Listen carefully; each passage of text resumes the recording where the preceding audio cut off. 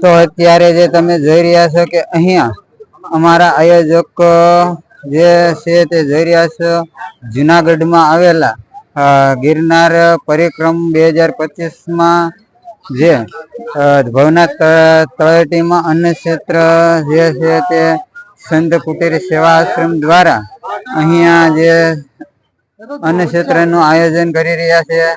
તો જે અમારા પાઠના કોઠવાળ શ્રી ભૈલાલ કાકા જરગલિયા છે તે જે થેપલી છે, મોહનથાળ છે, ગુંદ ગાંઠિયા છે